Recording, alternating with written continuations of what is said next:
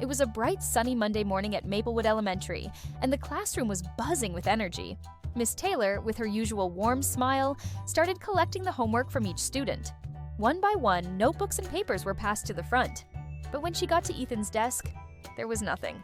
"Ethan," Miss Taylor asked gently, her voice soft, "did you happen to forget your homework again?"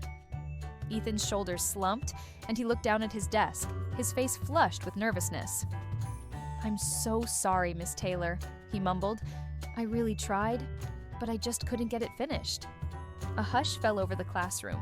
A few students exchanged looks, and a couple even rolled their eyes.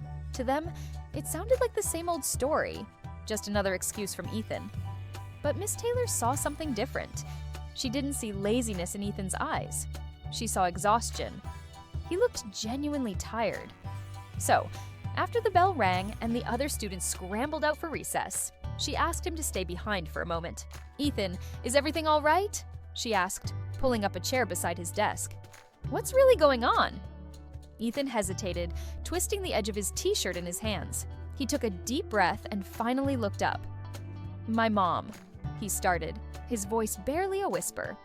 "She works the late shift at the hospital, so I have to watch my little sister, Maya, until she gets home." He paused, gathering his thoughts. "I was doing my homework at the kitchen table, but Maya fell asleep on my lap. I didn't want to wake her up. I really wanted to finish my homework, but she looked so peaceful." A soft, understanding smile spread across Miss Taylor's face.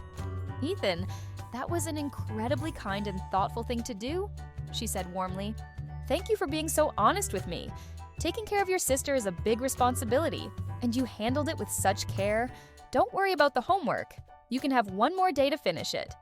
Ethan looked up, a wave of relief washing over him. "Really? Thank you, Miss Taylor," he said, a genuine smile finally breaking through.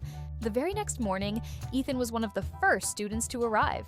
He walked straight to Miss Taylor's desk and proudly placed his homework on it, every question answered, every sentence written neatly. Later that day, during math class, Miss Taylor even saw him leaning over to help another student who was struggling with a tricky problem. He wasn't just catching up, he was helping others get ahead too. Before the day ended, Miss Taylor addressed the whole class. "I want to share something important with all of you," she began, her gaze sweeping across the room. "Sometimes, we might look at someone and think they aren't trying hard enough. We might jump to conclusions without knowing the full story, but we don't always see the challenges they're facing outside of this classroom." She gestured towards Ethan.